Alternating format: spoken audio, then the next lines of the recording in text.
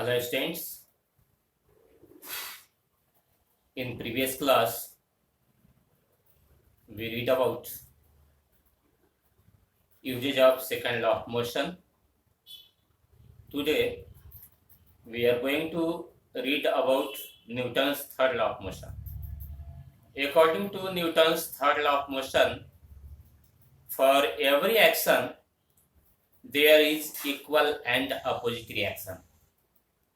देखेंगे यहाँ here it is, for every action there is equal and opposite reaction. Action and reaction takes place simultaneously. Action और reaction दोनों एक साथ होते हैं and they take place at two different objects in interaction. और action और reaction दो एक ही ऑब्जेक्ट पर नहीं होते बल्कि दो डिफरेंट ऑब्जेक्ट्स पर होते हैं जो एक दूसरे के साथ इंटरैक्शन में होते हैं. Here it is, when two bodies interact either by physical contact or from a distance, and one applies a force on some magnitude on other, the other also applies a force of equal magnitude on the first.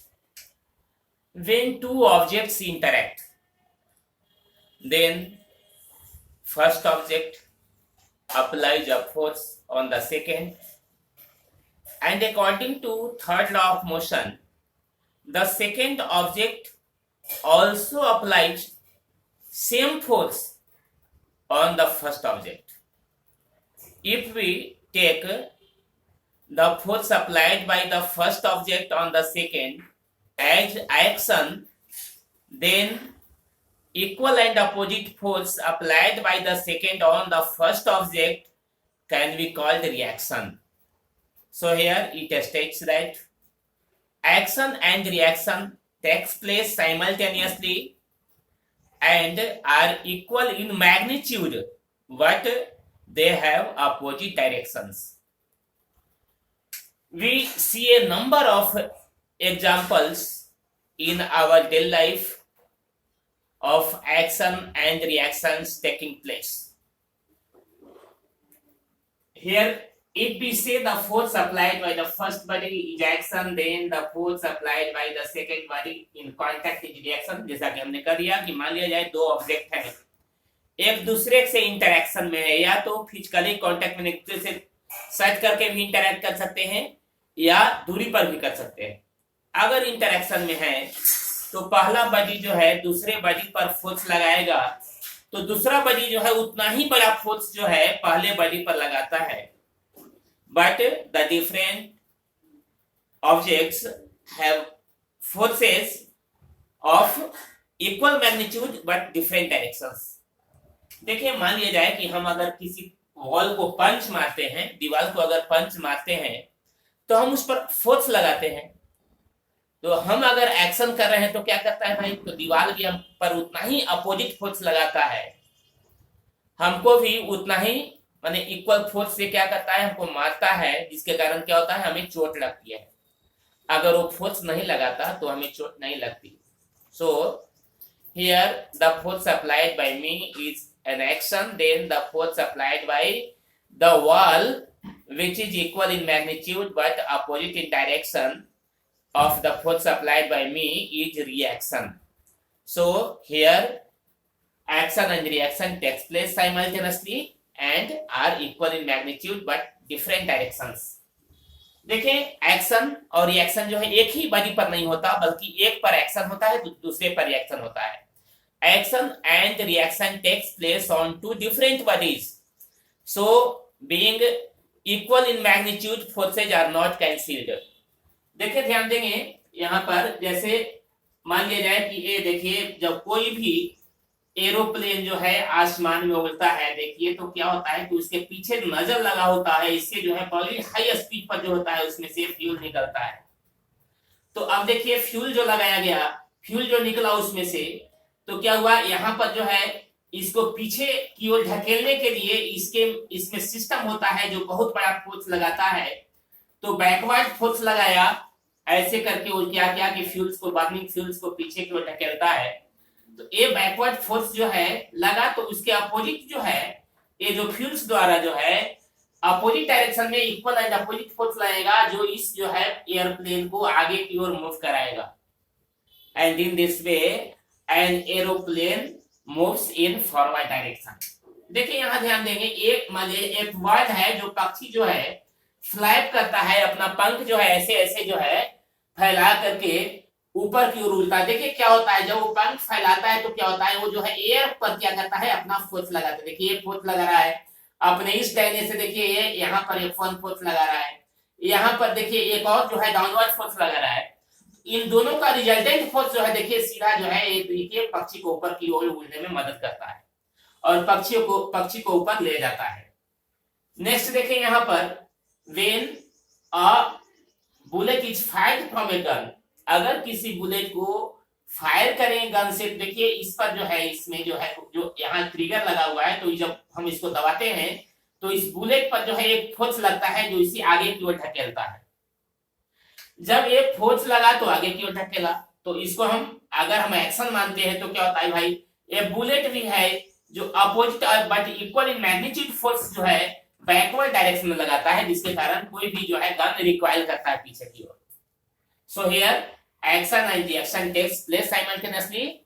देखिए ध्यान दीजिएगा, यहाँ पर mass of the bullet is so small, bullet का mass कम होता है और इसका वेलोसिटी बहुत ज्यादा होता है, तो यहाँ पर इसका मोमेंटम जो है, और देखिए बैकवर्ड जो है यहाँ पर लगा फोर्स जो है ना, उसके कारण जो है ये जो है ये जो आपका गन है उसका मास ज्यादा होने के कारण जो है इसका जो है बैकवर्ड फोर्स जो लगता है उसके कारण जो वेलोसिटी जो इसमें पैदा होता है बहुत माने हल्का होता है। इस कारण ये रिक्वायर तो करता है लेकिन उस स्पीड से रिक्वायर नहीं करता जिस स्पीड से बुलेट जो है आगे की ओर जाता है। नेक्स्ट देखें, ये देखिए यहाँ पर आपको है a horse pulling a cart, एक हॉर्स जो है वह एक घोड़े गाड़ी को खींच रहा है। देखिए यहाँ पर एक गाड़ी है, घोड़ा का गाड़ी है। यहाँ देखिए ये इसका चक्का है, जमीन पर बैठा हुआ है, घोड़ा जो है खुद खड़ा है। जब ये इक्विलिब्रियम में होता है, कहने का मतलब है जब ये जो है स्टैंडिंग पोजीशन में होता है, रेस्ट में होता है, तब क्या होता है, देखिए इसका जो कार्ट जो है वह इसका वेट डाउनवर्ड फोर्स लगाता है। ये जो है अर्थ जो है इस पर नॉर्मल फोर्स लगा करके इसको बैलेंस करता है, इसके वेट को। ये देखिए ये जो घोड़ा जो है अपना दोनों चारों पैर द्वारा जो है डाउनवर्ड फोर्स लगाता है, इसका वेट जो है डाउनवर्ड काम करता है। तो देखिए यहाँ पर नॉर्मल फोर्स अर्थ द्वारा लगा करके इसको बैलेंस किया जाता है और घोड़ा खड़ा रहता है। लेकिन जब देखिएगा ये देखिए ऐसे डायरेक्शन में, देखिए तिरछा जो है जब ये फोर्स लगाता है अपने पैरों से, जैसे हम लोग भी चलते हैं तो पैर से दबाते हैं अर्थ को, तो इस प्रकार ऑब्लिकली फोर्स लगाता है। तो इसको आप एक्शन लीजिए, action is taking place in this direction. तो क्या होगा, अर्थ भी जो है क्या करेगा, उसी इक्वल अपोजिट फोर्स से क्या करेगा, एक घोड़े के पैर पर फोर्स लगाएगा। तो देखिए ये जो है, यह जो देखिए ये डायरेक्शन दिखा रहा है in forward direction, F is the what force applied by the earth on the horse. अब देखिए ध्यान दीजिएगा, ये ऑब्लिक फोर्स है, तो कोई भी अगर ऑब्लिक फोर्स होता है तो उसका दो कंपोनेंट होता है, एक वर्टिकल कंपोनेंट और दूसरा हॉरिजॉन्टल कंपोनेंट। तो ये horizontal component F cos theta हो जाएगा, vertical component F sin theta हो जाएगा। इस फोर्स द्वारा क्या करता है कि ये अपना वेट को क्या करता है कि अपने बॉडी को संभालता है, मतलब इसको बैलेंसिंग प्रदान करता है F sin थीटा और F cos थीटा। अगर मान लिया जाए देखिए यहाँ डोरी से जो इसका बंधा रहता है घोड़ा, अब ये घोड़ा गाड़ी बंधा रहता है, अगर ये डोरी खींचता है नीचे की ओर, देखिए वेट जो है, वेट क्या करेगा, डोरी को पीछे की ओर खींचेगा। तो ये टेंशन जो है फोर्स काम किया क्या भाई, तो बैकवर्ड डायरेक्शन में। अगर F cos थीटा बड़ा होगा इस टेंशन से, ये टेंशन फोर्स है, डोरी का तनाव है, अगर टेंशन से बड़ा होगा F cos थीटा, तो ये क्या हुआ, घोड़ा गाड़ी आगे की ओर मूव कर जाएगी और इस प्रकार घोड़ा का चलना शुरू हो जाएगा। इस प्रकार से कोई भी कहता है कि एक कार्ट जो है, हॉर्स कार्ट जो है आगे की ओर मूव करता है। These are the examples of two objects interacting when they are in contact. There are so many examples of interaction of two objects when they are not in physical contact. Example, the gravitational force between the sun and the earth or any other celestial bodies. देखिए अगर सन है, सन क्या होता है भाई, तो सन भी अर्थ पर क्या करता है, फोर्स लगाता है, ग्रेविटेशनल फोर्स लगाता है, और अर्थ भी इक्वल एंड अपोजिट फोर्स जो है लगाता है सन पर। इस प्रकार से कहता है कि इस ब्रह्मांड में जो भी चीजें एग्जिस्ट कर रही हैं, मास के कारण किसी किन्हीं दो ऑब्जेक्ट्स के बीच में जो फोर्स लगता है उसे हम ग्रेविटेशनल फोर्स कहते हैं। तो ये ग्रेविटेशनल फोर्स में भी यही होता है कि अगर एक ऑब्जेक्ट एक्शन कर रहा है फोर्स लगाकर, दूसरा ऑब्जेक्ट जो है इक्वल एंड अपोजिट फोर्स लगा करके रिएक्शन करेगा। देखिए ध्यान दीजिएगा, जब हम किसी छत से एक पत्थर को छोड़ते हैं तो वह अर्थ की ओर एक्सिलरेट हो जाता है। तो देखिए ऐसा क्या होता है, मान लिया जाए कि पत्थर को हम छोड़ा छत से, तो अर्थ जो है उस पत्थर पर फोर्स ऑफ अट्रैक्शन लगाएगा। पत्थर भी अर्थ को इक्वल एंड अपोजिट फोर्स से अपनी ओर खींचता है। तो हम कह सकते हैं कि तो ऐसा क्यों नहीं होता कि अर्थ जो है स्टोन की तरफ एक्सिलरेट कर जाता है। आखिर स्टोन ही अर्थ की तरफ क्यों एक्सिलरेट करता है, तो देखेंगे according to second law of motion F equal to ma होता है। तो A इज इक्वल टू हो जाएगा F by m and A is proportional to 1 by m if F is constant. तो देखिए वहां पर दोनों का फोर्स जो है, दोनों के बीच लगने वाला फोर्स जो है वो कांस्टेंट है। जिस फोर्स से अर्थ स्टोन को खींच रहा है उसी फोर्स से स्टोन भी अर्थ को अपनी ओर खींच रहा है। लेकिन देखिए यहाँ जिसका मास कम रहेगा वो ज्यादा एक्सीलरेट कर जाएगा। देखिए A जो है acceleration is inversely proportional to mass है। चूंकि स्टोन का मास बहुत कम होता है इसलिए वह अर्थ की ओर एक्सीलरेट करता हुआ हमें क्लियरली दिखाई देता है। परंतु अर्थ का मास बहुत ह्यूज होता है और हम देख रहे हैं कि जब मास ज्यादा हो गया तो एक्सीलरेशन बिल्कुल नेग्लिजिबल होता है अर्थ में, जो हमें नोटिसेबल नहीं होता, हम उसको देख नहीं पाते हैं। So here by these examples we have cleared Newton's third law of motion. You have to learn these facts and prepare your notes. Thank you.